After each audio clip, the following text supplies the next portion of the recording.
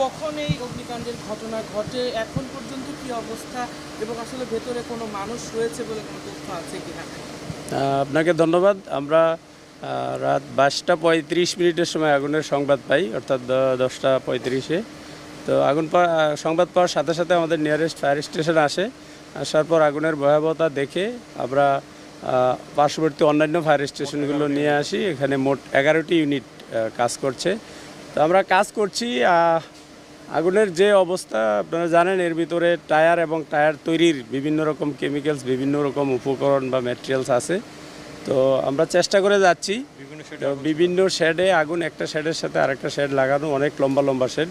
তো আগুন সে কারণে ভিতরে ঢুকে যে আগুন নিবানোর যে সিস্টেম, এই সিস্টেমটা এখনও পর্যন্ত আমরা বের করতে পারিনি। তবে আমরা চেষ্টা করতেছি ভিতরে বাইরে সব দিক থেকে আগুনকে একটা নির্দিষ্ট জায়গায় কনফাইন করার জন্য।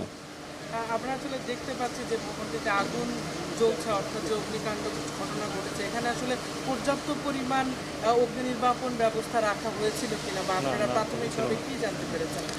এই বিষয়টা নিয়ে আমরা এখনও কাজ করিনি। আমরা আমাদের কাজটা করতেছি। এর পরবর্তীতে আমরা আগুন যখন নিয়ন্ত্রণে আসবে তখন আমরা এগুলো খতিয়ে দেখব। আরেকটু তথ্য আপনার কাছে একটু জানতে চাই, ভেতরে আসলে কোনো শ্রমিক রয়েছে কিনা বা কোনো মানুষের উপস্থিতি আছে কিনা, এই বিষয়ে আপনাদের? এটা আমরা এখনও খোঁজ পাইনি যে আসলে ভিতরে লোক ছিল কিনা বা আছে কিনা। আমরা অগ্নি নির্বাপনের কাজটা করি, কাজ শেষে আমরা সার্চ করব, তখনই আমরা বলতে পারবো। ধন্যবাদ।